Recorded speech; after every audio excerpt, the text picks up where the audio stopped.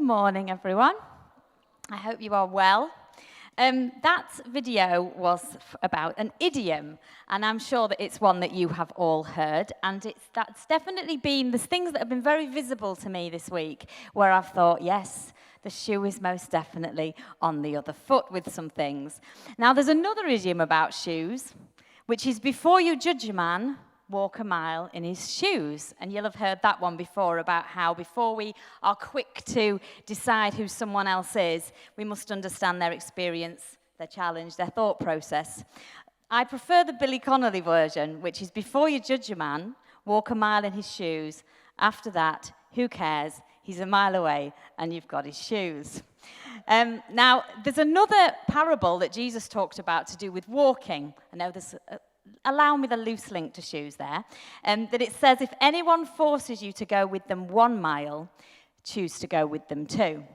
And let's not romanticize that one. At the time he said it to the audience he said it to, they were under Roman occupation. That was quite a big ask.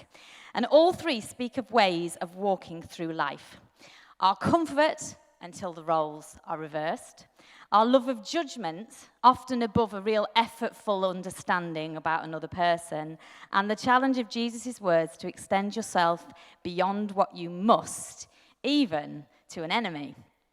Now, the first one was from the mid-1800s, as we saw. It's a mid-1800s metaphor about shoes, and apparently it didn't used to matter which shoe you put on because they were the same, which is really interesting, actually. Someone decided one day to change that. The second one was from a late 1800s metaphor from a Mary L. Lathrap poem published in 1895. And the original title of the poem was Judge Softly, and I loved this, later titled Walk a Mile in His Moccasins. Isn't that just so much nicer than walking a mile in his shoes? It sounds more comfortable. And of course, the last one was from 2,000 years ago because it is from the Bible and a parable. Now, I've put them alongside on purpose this morning because all three were shared in a time and a place with context, and none of them were about me or you at the time they were spoken. Yet we can reflect on all of them and learn from all of them. But does point 3 trump the others in terms of what I can learn because the Bible is inspired and because Jesus said it?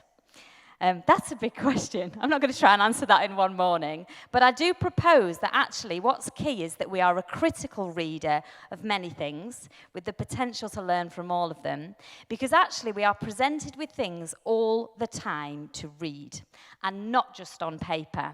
We read people. We read a mood, we read the room, we read an atmosphere. And actually the most critical thing is that we learn how to read those things critically. Now these are the features of critical reading. Examine the evidence or argument presented. Check out any influences on the evidence or the arguments. Check out the limitations of study design or focus. Examine the interpretations made and decide to what extent you are prepared to accept the author's arguments, opinions, or conclusions. Now, if that sounds really difficult, I'm going to tell you very, very factually, children start to do this aged 4 in school.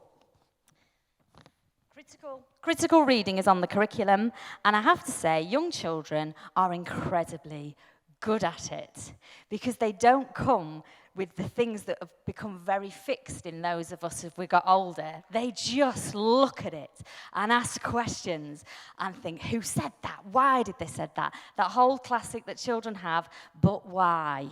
And they're actually very good at it. We become less good at it the more firm we get in what we already think. And we start to then take things at the face value as they appear to be, because actually it's the face value that we've decided is the face. This is just this, and that is just that. And we lose that curiosity that children doggedly pursue all the time, and we learn to live under what we've decided is the because they said so, or because I said so.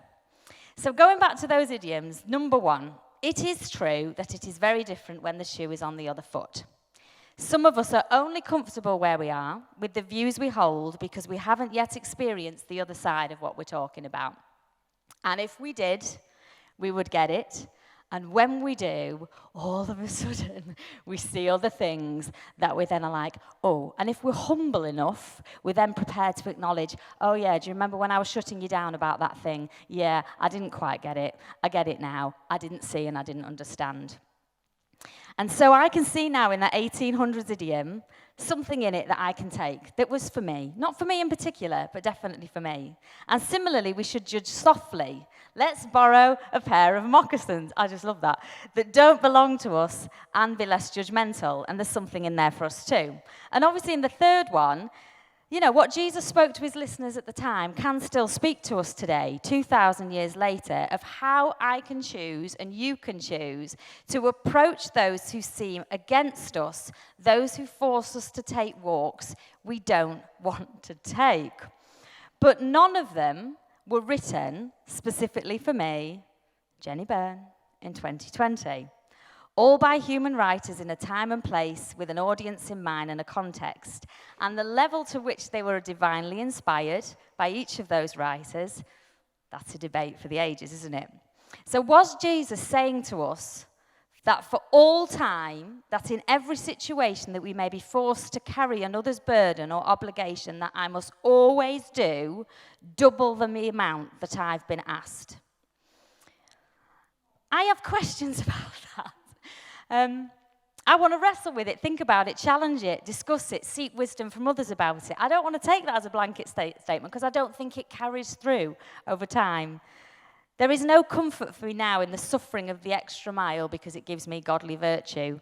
And if you actually read Matthew 5, he was questioning the Old Testament narrative about an eye for an eye.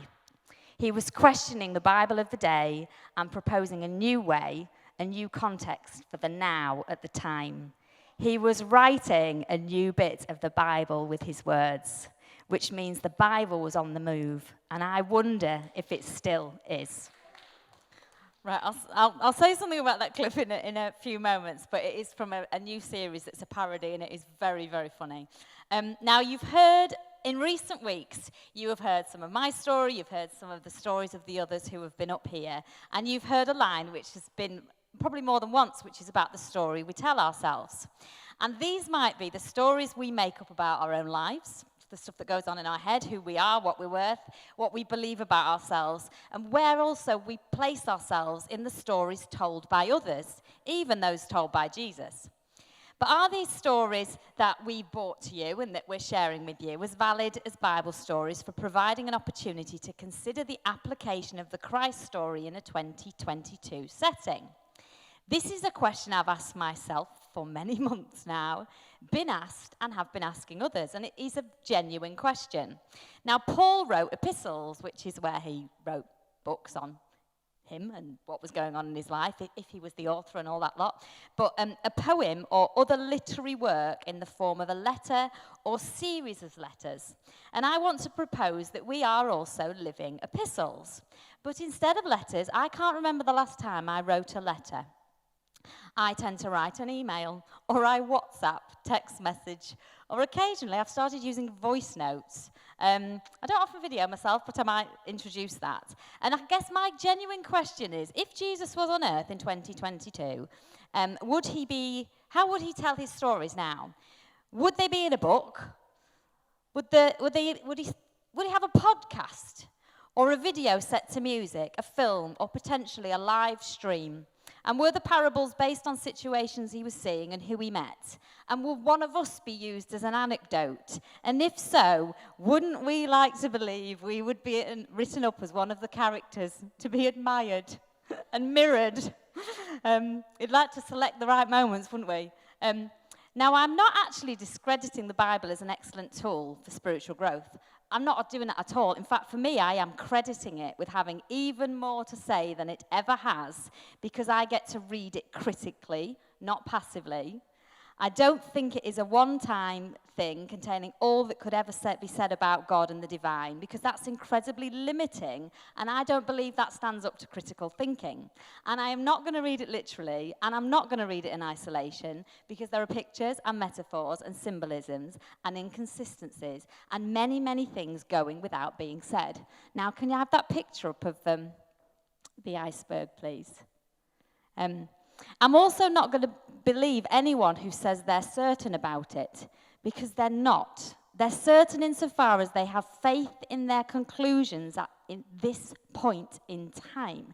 They don't know. And for me, that is really freeing, because we can read critically without fear. We can read to learn, not for the right answer. We can read to question, to understand with our mind, heart, soul, spirit. We can discern, discuss, change our minds, work out what's going on without being said. And I can read it very non-religiously. I don't have to read it every day, and I don't have to use it every time I'm on a stage at church. Now, the picture of the iceberg is actually an interesting one, because if you think about in life, if you see it as a picture of life, most of the time we're going around our daily business and we're seeing a lot of what's going on under the surface. But underneath the surface, at any given point in life, you see there's more. And the stuff that's going on under the surface in our lives, that's going without being said in any interaction you ever have with anyone, that's the stuff you're crashing into, and you didn't even see it coming. But that's the stuff that splits the boat, that causes the leaking, that causes the drowning sometimes. It's all the stuff going on underneath the surface. Now, the clip you saw was from a mockumentary. It's a parody. And the presenter's called Philomena, and I mean, it's very funny. There's about 5 episodes, and it's very funny because she goes through different periods of history, and she asks the most ridiculous questions. But what I love in that clip I showed you is that Philomena expresses a very credited principle in far more simple language. She accesses the same understanding as the man with the doctorate. Clearly I haven't got one because I can't even say it.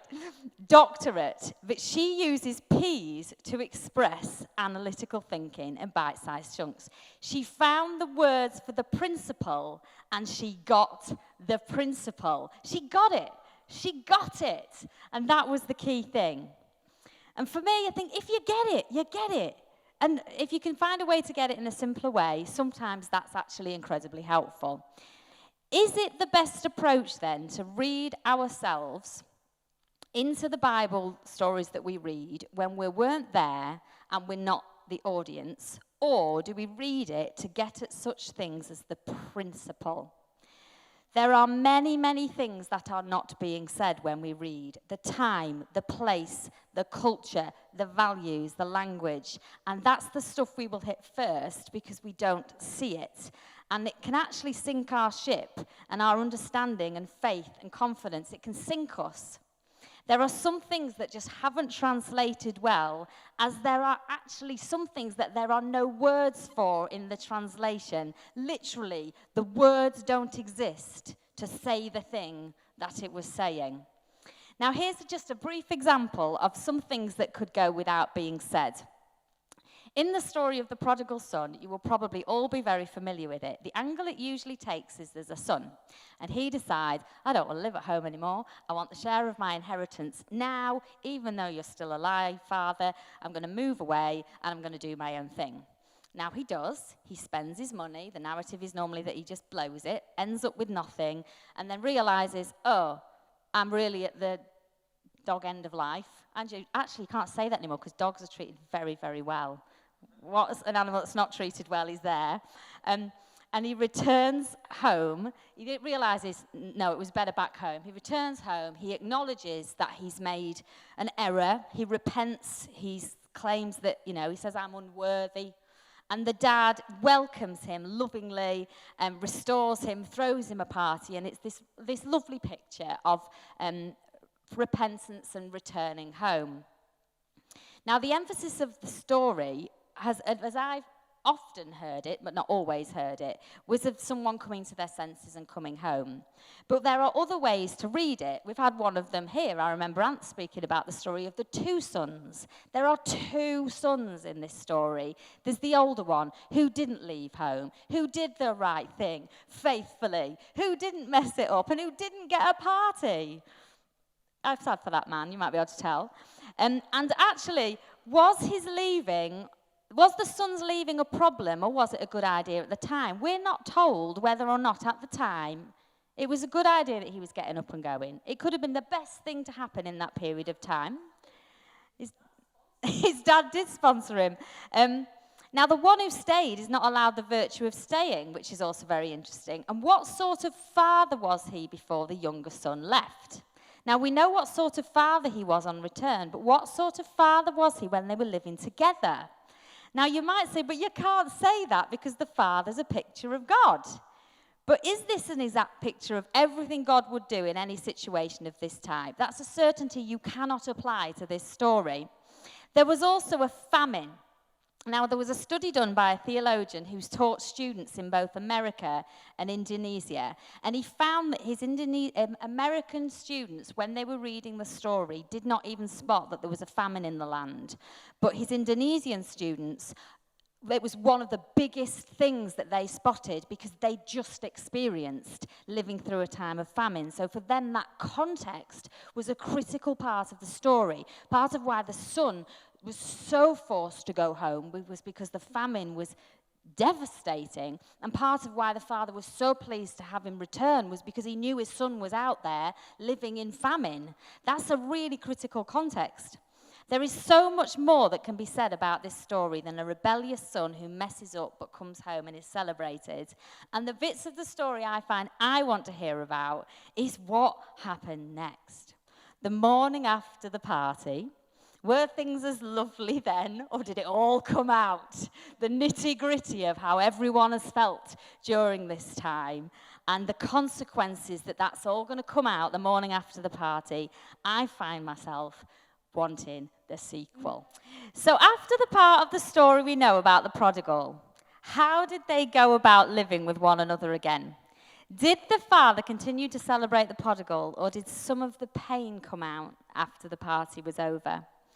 The older brother was really challenged about his attitude, and did he respond well to that, or did his blood boil? And it took him on a trajectory of resentment that he never got past. And did the son stay, or after the famine passed, did he set off again? What happened next? The prodigal son story is not complete in that sense, but it's also not about me. I'm not a character in that story, and neither are you. But it can be a picture, a mirror of sorts for reflections around our values, our principles, how we approach things, how we behave. And it can be a picture of God, but I think it comes with a health warning if we're going to do any of that. Is it inherent or not inherent? Is it a message in context to those people on that day or to all people for all days? Is it a message to me or to us? Is it an accurate depiction by the author, and which author? There are different versions, and where are they putting their weight and why? If we're going to read critically, it's good to explore that. Who is the person giving me the interpretation?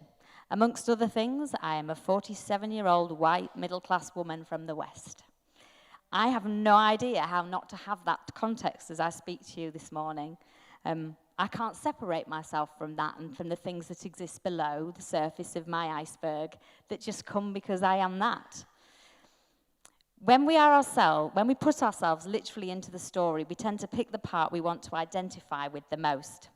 For example, we're always the Israelites leaving Egypt in the pursuit of God, not the Egyptians who are building our own empire. How am I the son, the older brother, the father, or the people not even worthy of being named in the story?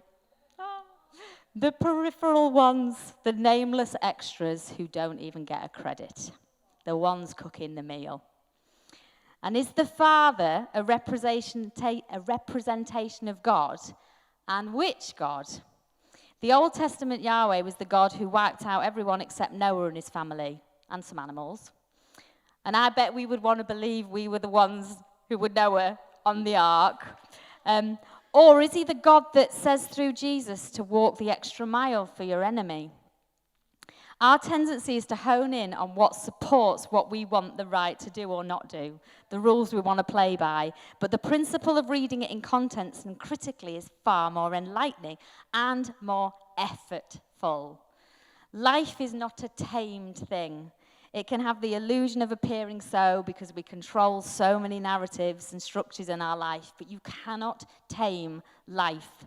And we're not promoting freedom to be independent from control. We are promoting freedom to ride wild over untamed, undiscovered land, knowing the risks, but more afraid of sterile town life than life on the road. I am far more afraid of what I think I might be certain about than what I might not yet know. Because if I'm certain of what I see, I might forget to question the ice below the surface in my life. I sat on a train, I was on a lot of tubes this week because I was in London working, and I sat on a train, a tube train. I was on my own in a tube station. It was really weird. You know, you think of it being busy. I was on my own in a tube station, and then I got on the tube, and I was on my own. It was quite eerie, actually. And I sat there, and I watched as the train pulled out of the station. And there was one opposite, and I was sort of leaving it behind. And then as the train opposite, I'm not explaining this well, as I pulled out of the station, away from the train opposite, I looked ahead of me, and there was a wall, and I realised I hadn't pulled out of the train station at all. The other train had. But the motion of it moving made me, I thought it was me. And then I was like, oh, I've not gone anywhere at all. And it really spoke to me, because am I stationary or am I moving? We might think we're moving when actually things around us are moving, but we're actually still stood facing the same wall, just under the illusion that everything's moving around us.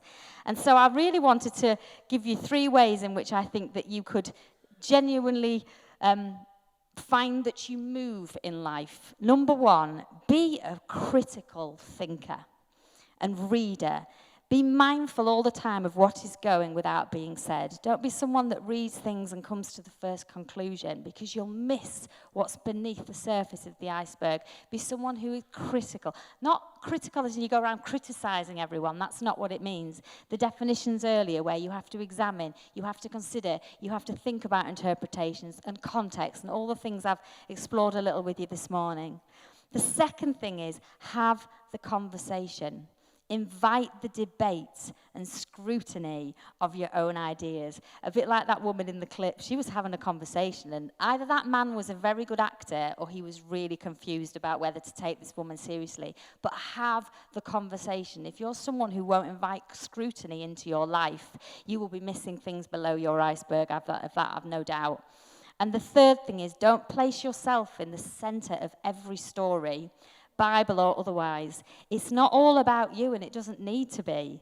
Remove the fear of what it says about you to hear what it says that includes you, and try on all the other characters' perspectives and experiences. It will help you to move.